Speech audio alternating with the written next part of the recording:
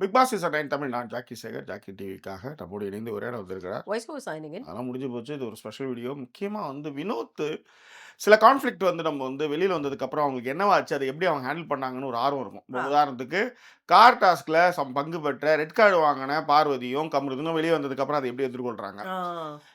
இதை விட ஜெயிச்ச ஒரு கண்டஸ்டன்ட் உள்ளார அவங்க மேல அபாண்டமான ஒரு குற்றச்சாட்டு திவ்யா மேல வச்சிருந்தாங்க. அதுக்கு அதுவும் இத்தனைக்கும் பச்சை மிளகாலாம் சாப்பிட்டவங்க அதுக்காக என்ன எதிர்வினை பண்ணாங்க அப்படின்ட்டு நம்ம பார்த்து பேசியிருந்தோம். முக்கியமாக இந்த வருஷம் தான் இந்த மாதிரிலாம் நம்ம இவ்வளோ வீடியோக்களே பண்ணுறோம். முடிஞ்சதுக்கப்புறம் முடிஞ்சதுமே தலையை சுற்றி தூக்கி போட்டுருவோம். பட் இப்போ நிறைய பேர் இப்போ பார்க்க ஆரம்பிக்கிறாங்க. இதில் நீங்கள் பார்த்தீங்களா, இதில் என்ன சொல்கிறாங்க அப்படிங்கும்போது நம்மளுக்கு ஒரு கருத்து இருக்குல்ல. அது இது எல்லாமே இன்னும் ஒரு ஒரு ஒரு 2 வாரத்தில் முடிஞ்சிடும். ஓகேவா? ஸோ அது வரையிலும் அந்த கதை மாதிரி சொல்லுவீங்க. எக்ஸாக்ட்லி. இன்ட்ரோ கொடுக்கும்போது பேசிட்டேன். ஸோ அது மாதிரி. ஸோ அதனால தான் அந்த மாதிரியான வீடியோக்கள் நம்ம பண்ணிட்டு இருக்கோம். இதில் இப்போ வினோத் திவாகர் எப்படி ட்ரீட் பண்ணாரு, அது எப்படி அதுக்கான விளைவுகள் அவர் என்ன செஞ்சார் அப்படின்றது தான் இந்த எபிசோடில் பேச போகிறோம். ஸோ விரிவான ஒரு பார்வைக்கு ஸ்ட்ரெயிட் வித் அஸ்.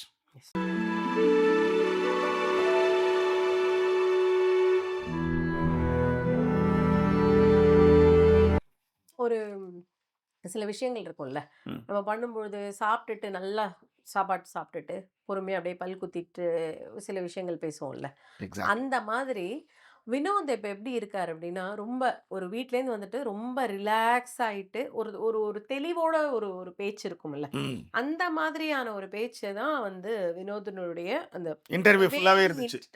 ஆமாம், இப்போ நம்ம 2 பேருமே அப்படி தான் பேசிகிட்டு இருக்கோம். பரபரப்புலாம் இல்லாமல் ரொம்ப ரிலாக்ஸாக முடிஞ்சிருச்சு. இதுக்கப்புறம் 1 மணி நேரம் பார்த்துட்டு அதுக்கப்புறம் அதை பேசி அந்த மாதிரிலாம் இல்லாமல் பார்த்துக்குவோம், பேசுவோம் அப்படிங்கிற மாதிரி. சரியா?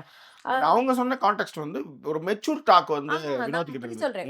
ஐ நோ இருந்த ஒரு பதட்டமோ ஒரு இதுவோ உடனே உடனே பதில் கொடுத்துடணும், உடனே அந்த மாதிரிலாம் இல்லாமல் ரொம்ப நிதானமா உட்காந்து பொறுமையா அந்த கொஸ்டினை உள்வாங்கி அதற்கு நான் இப்படிதான் பதில் சொல்லணும் அப்படிங்கிற ஒரு தெளிவோட அந்த பேச்சு அவருடைய இதுல இருந்தது அந்த இன்டர்வியூகள்ல பார்க்கும் பொழுதே. ஓகேவா? அதுல முக்கியமான ஒரு விஷயம் அது நமக்கு ஒரு கேள்வி ஓடிட்டே இருக்கும்ல, எப்படி இவர் இவ்வளோ பேசுறாரு, இந்த விஷயத்த பேசும்போது எப்படி இவர் சிலதெல்லாம் இப்படி பேசலை, அதாவது நக்கல் விடுறது அப்போ நக்கல் விட்டுட்டே இருக்கிறது வேற. அதுக்கான பதிலுமாய் அவர் சொன்னது என்னன்னா, எதை பற்றி யோசிச்சாலும் நம்மளுக்கு டக்குன்னு ஒரு இடத்துல குடும்ப ஞாபகம் வந்துடும். உதாரணத்திற்கு ஆஃபீஸில் நிறைய விஷயங்கள் பிடிக்காது. இவங்களோட ஃப்ரெண்டு ஒருத்தர் தான் எனக்கு பயங்கரமான ஒரு ஒரு என்ன சொல்கிறது லெசன் அவர்கிட்ட நான் லேர்ன் பண்ணேன்னு வச்சுக்கோங்களேன். இவங்கள்ட்ட ஏதோ கேட்டிருந்தாரு போல இருக்கு. சொல்லுங்க. இல்லை இப்படி தலையாட்டுறதுக்கு நீங்க நிக்கிறீங்க. நானும் எப்பயுமே ஒரு இடத்துல இருக்க மாட்டேன். அதிகபட்சமா ஒரு 5 வருஷம் வேலை செஞ்சது வாதியாரா இருந்த இடத்துல. மற்ற இடத்துலலாம் ஏதாவது எனக்குன்னே ஒரு பஞ்சாயத்து வரும். இப்போ வினோத்லாம் கத்துறாருல, இதை விட ரொம்ப அதிகமாக இருக்கும் நம்மளுக்கு எல்லாமே பேச்சு. இது அவங்க கிடக்கிற மைராண்டி மொமெண்ட்டில் தான் நம்ம எப்பயுமே செயல்படுவோம். அதனால் ரொம்ப நாள் தங்க மாட்டோம் எந்த இடத்துலையும். ஸோ அப்படி இருக்கும்பொழுது நான் வாதியாராக இருக்கும்போது 5 வருஷம் வேலை செஞ்சேன். அதுவும் கல்யாணத்துக்காக வேற வழி கிடையாது. பத்திரிக்கை போடணும். எனக்கு தெரியும். நீ என்ன கல்யாணத்தெல்லாம் எடுத்துன்னு வரீங்க? சொல்லுங்க, எதுக்காக சொல்லுங்க. உங்களுக்கு அந்த வாதியார் கூட இருக்கும்போது, பசங்களோட இருக்கும்போது இளமையா இருக்கிறதுக்காக நீங்க அந்த ஒரு காரணமாக இருந்தாலும் மெயின் காரணம் இதுதான். பத்திரிக்கையில போடும்பொழுது என்ன அப்படின்னு ஒரு ஒரு டெசிக்னேஷன்ஸ் அந்த மாதிரி வேணுன்றதுனால அதில் இருந்தது. அப்புறம் குழந்தை பிறந்ததுக்கப்புறம் ஒரு 2 வருஷம் அங்கங்கே கொஞ்சம் ஒர்க் பண்ணதோட சரி. அதுக்கப்புறம் ஓன் சேனல் ஸ்டார்ட் பண்ணி போயிட்டோன்னு வச்சுக்கோங்களேன். அது இன்னி வரலையும் போயிட்டுருக்கு. அது காரணம் என்ன, இந்த மாதிரி நம்மளுக்கு இந்த மாதிரிலாம் தாங்காது.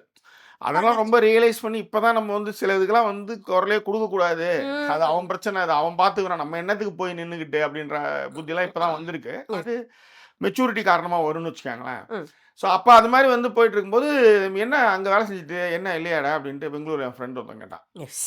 இல்லை விட்டு வந்துட்டேன், எனக்கு செம்ம டென்ஷன் ஆகுது, அவன் இது மாதிரி பேசுகிறேன், என்னாலாம் அப்படி ஒரு சோறே என்னால் துண்ண முடியாதா, படம் மயிட்டு வந்துட்டேன், பேப்பரை ரிசைன் பண்ணிட்டு வந்துட்டேன்.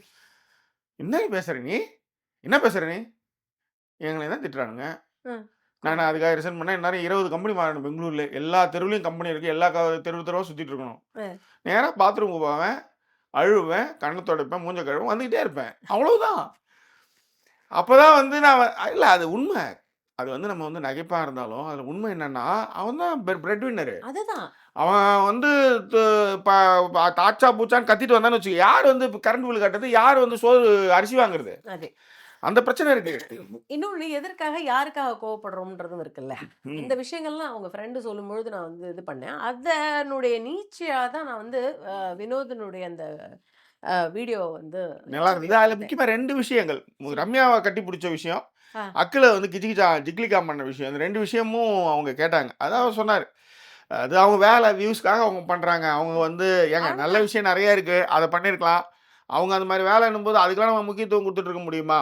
அப்படின்னு அப்படி சொன்னத விட, ம். ஆனாலும்பட்ட பெரிய பெரிய தலைவர்கள் எல்லாமே பண்றாங்க. அது நான்லாம் ஏமாத்துறோம் ஆ. அப்படின்ட்டாரு. அதுவே வந்து ஒரு பெரிய இன்னொரு ஒரு ஆனா, ரொம்ப அவரு ஒரு துணிச்சலான ஒரு கட்டத்துல விஷயம். என்னங்க இந்த மாரி கேள்வியே கேட்டுட்டு இருக்கீங்க? ஏன்னா அவங்களுக்கும் வியூஸ்க்கு தான் போறது தான் அந்த கேள்வியே கேட்கறாங்கன்னு வச்சுக்கோங்களேன். ஆ.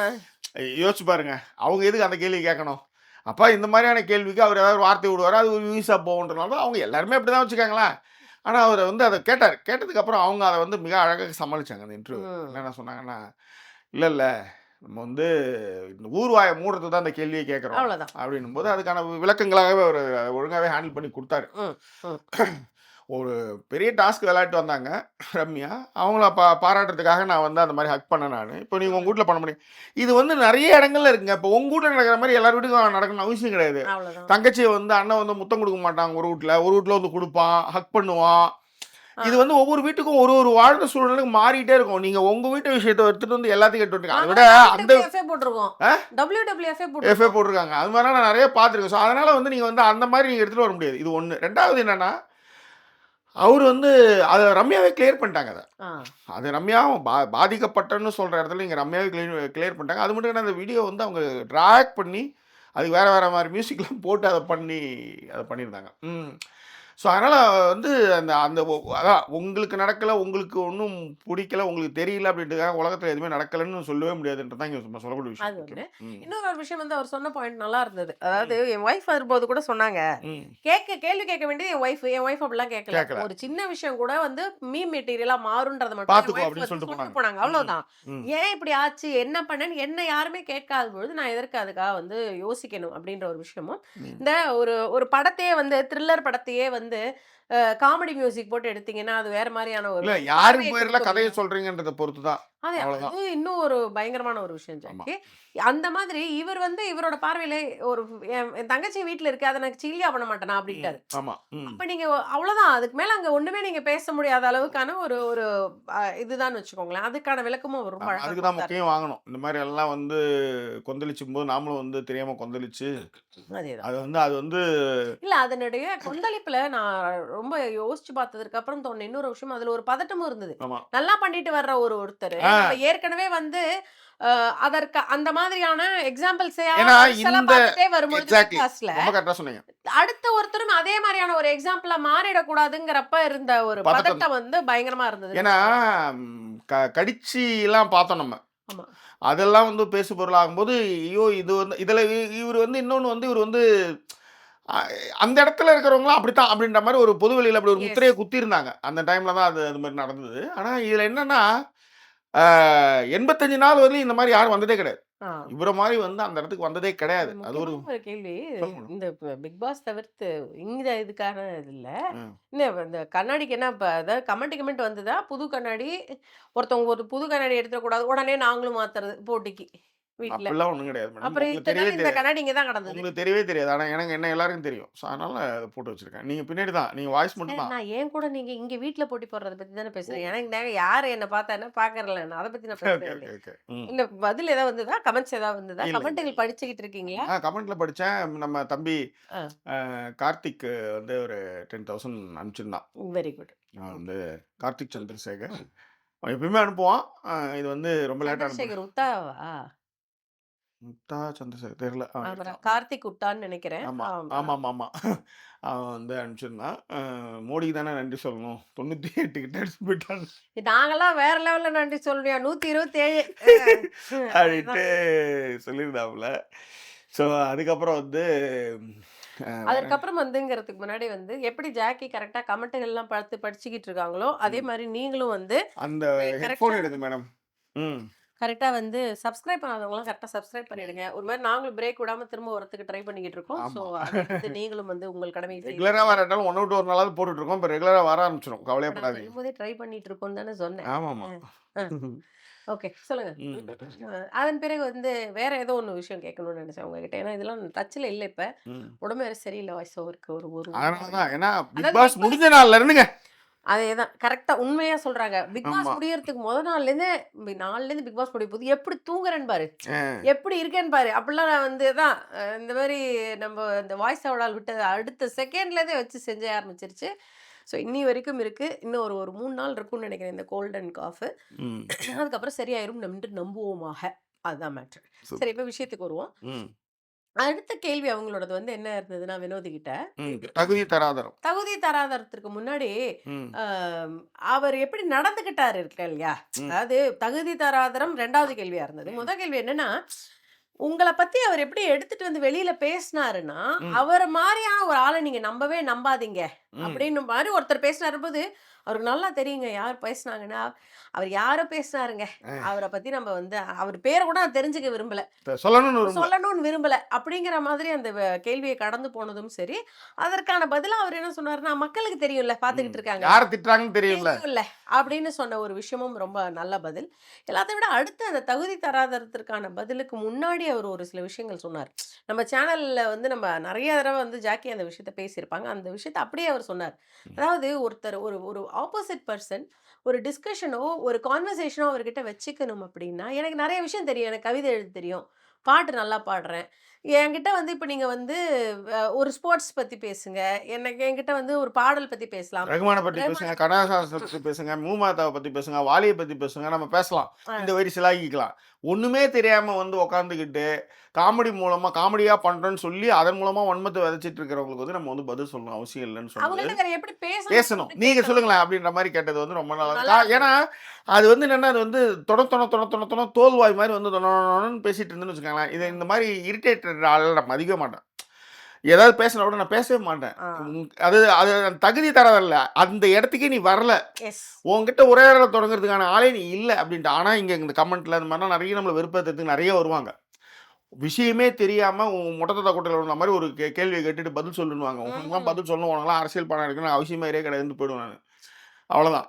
அதுதான் வந்து அதுக்கான தீர்வு. அது புறக்கணித்தல் தான் எஸ். வச்சுக்கோங்களேன். நீ வரும்போதே நீ அதுக்கான கேப்பபிளே கிடையாது. உன்ன எதுக்கு நான் வச்சுக்கிட்டு தூக்கி வச்சுட்டு கொண்டாடிக்கிட்டு அப்படின்ற மாரியான ஒரு விஷயமா தான் இருக்குது. அது ரொம்ப அழகா அது வந்து ஆன்ஸர் வந்து திவாகருக்கு அவர் சொன்னது ரொம்ப நல்லா இருந்தது அதே ஆக்சுவலா. மாரி அடுத்தது பதிலும் ரொம்ப நல்லா இருந்தது. அதாவது இந்த தகுதி இது ஒண்ணு சொல்லிட்டு இருந்தார்ல. நம்ம சொல்லிட்டு இருந்தோம் அதையுமே. அவரு எப்படி பேசுவார்ன்னா, அவருக்கு என்ன பேசினா கோவம் வரும்னு தெரியும். ஒரு மாரி இப்டி இப்டி இப்டி இப்டி பண்ணிக்கிட்டு, பல்லு கடிப்பாரு அவரு பல்லு ஆக்சுவலா. கடிச்சிட்டு அப்படியே அப்படியே யோசிப்பாரு. ம். யோசிச்சுட்டு கோமாளிங்கிற போர்வையில பண்ணும்பொழுது, நாம தாங்க அங்க சூதானமா இருந்திருக்கணும் ஆமா. அப்டிங்குவார். இப்போ ஒண்ணும் இல்ல. இதுவே வெளியில இருந்தாருன்னா நான் வேற மாரி ட்ரீட் பண்ணியிருப்பேன். ஆ, உள்ளார இருக்கும்போது நம்ம எல்லாத்தையும் இழந்திருக்கோம். நம்ம புள்ளைங்களுக்கு படிப்பு குடுக்கணும். அவங்க வீடு கட்டணும். ஆ, நாம ஏதோ ஒண்ணு பண்ணி பாதியிலே வெளிய வந்துட்டோம்னு வச்சுக்கோங்க. நல்லா இருக்காதுன்றதுக்காக அவரு அது வந்து ரொம்ப அது வந்து உண்மையிலே அந்த டார்ச்சர தாங்கிட்டதுக்கு தான் அந்த 18 லட்சங்க. உண்மையிலே. வேற எதுக்கும் காசு கிடையாது வினோத்துக்கு. 18 லட்சம் வந்து அந்த டார்ச்சர தாங்குனது. அதுவும் அந்த ஃபினாலே டைம்ல வந்து நொய நொய நொயன்னு இதெல்லாம் எந்த பிக் பாஸும் நடந்ததே கிடையாதுங்க. எனக்கு தெரிஞ்ச ஒருத்தர் சொல்லுவாருங்க. ஏதோ ஒரு அப்பலாம் படத்துக்குலாம் போனா, அந்த ஃபர்ஸ்ட்டு ஒரு பாட்டுக்கு, ஃபைட்டுக்கே காசு குடுத்த காசு சரியா போச்சுடா அப்டின்னு சொல்லுவாங்களாம். ம். அந்த மாதிரி உங்களுக்கு தெரிஞ்சவங்களா? ஆமா தெரிஞ்சவரு. ம். எவ்வளோ பழக்கம்? எவ்வளோ நாள் பழக்கம் அவங்களுக்கு? அதையும் உங்களுக்கு சொல்லுங்க. சரி ரைட் ஓகே. உங்களுக்கு தெரிஞ்சவங்கள பத்தி நான் கேட்கிறேன்டா. நான் கேட்கட்டா? தெரிஞ்சவங்கள பத்திலாம்? வேணாம் பெருசு பெரிய லிஸ்ட் அது. அதேதான். அப்ப அப்ப நோ, நோ, சாத்தின்னு இருக்க நோ, நோ, வேண்டியது நோ, நாம. நோ. ம். ஓகேவா? ஸோ அந்த மாரி தான் உ உ ஜாக்கி சொல்லும்பொழுது, உண்மையிலே அந்த டார்ச்சருக்காக அவருக்கு குடுத்த ஒரு இதுதான் வந்து அந்த 18,00,000ன்னு எஸ். வச்சுக்கோங்களேன். ம். அண்ட் இன்னொரு ஒரு கேள்வியாகவும் சொன்னது நல்லா இருந்தது. தகுதி தராதரம்லாம் பேசும்பொழுது அவர் சொன்னாரு, ம். "பொறக்கும்பொழுது குழந்தை.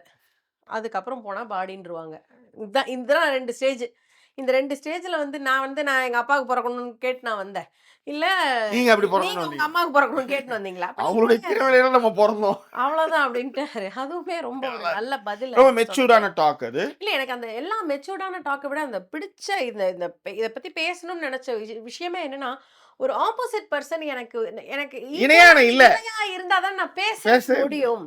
நான் வேற என்ன பேச முடியும்? அவங்கள்ட்ட போய் உட்கார்ந்துகிட்டு அப்படின்னு சொன்ன வார்த்தை வந்து ரொம்ப நல்லா இருந்தது. ஆமால்ல இது அப்படிங்கிற யார் மாதிரி. யாரெல்லாம் கனெக்ட் பண்ணிக்குவீங்களா? உங்களுக்கு உங்களுடைய திறமையெல்லாம் ஒண்ணுமே இல்லாம ஒருத்தன் வந்து பாஸா உட்காந்துருப்பான். ஆமாமா.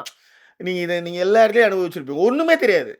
10 பைசா புரோஜனம் இருக்காது. அது மேல உட்காந்துருக்கும். நீங்க காட்டு கத்து கத்துவீங்க. உங்களுக்கான அந்த ரெகக்னேஷனோ இதுவே ரொம்ப லேட்டா கிடைக்கும். இல்ல சில பேருக்கு எல்லாம் கிடைக்காமலே போகும். இருக்கும். புகஞ்சு புகஞ்சு போகிற மாதிரியே இருக்குன்னு வச்சுக்கோங்க வாழ்க்கை. அந்த மாதிரியான விஷயங்கள்லாம் வந்து வரும்போது, நீங்க இந்த விஷயத்த நீங்க நிச்சயமா கனெக்ட் பண்ணிக்குவீங்கன்றது தான் என்னுடைய நம்ம சொல்லக்கூடிய ஒரு விஷயம். ரொம்ப நல்லாவே பேசியிருந்தாரு. எஸ். ஸோ அதாவது இந்த மாதிரி ஒருத்தர் 85 நாள் வர்றது ரொம்ப கஷ்டம். ஆ. ஸோ அதனால வந்து அந்த பதட்டங்கள் எல்லாமே அதில இருந்தது. ரொம்ப நீட்டான விஷயங்கள் தான். கண்டிப்பா. ஸோ எனிவே பேசின விஷயங்களும் ரொம்ப நல்லா பேசினார். மெச்சூர்டா பேசினார்ன்னு சொல்லிட்டேன் இல்லையா? ம். அதுதான் பிடிச்சிருந்தது. நீங்கள் எப்பவும் போல வந்து சப்ஸ்கிரைப் பண்ணிடுங்க. ஆட்ஸ ஸ்கிப் பண்ணாம பாருங்க. அண்ட் வேற என்ன மீண்டும் வேற ஒரு எபிசோட்ல உங்களை நாங்கள் சந்திக்கிறோம். அதுவரை நன்றி கூறி விடைபெறுவது உங்கள் ஜாக்கி சேகர் மற்றும் சைனிங் ஆஃப்.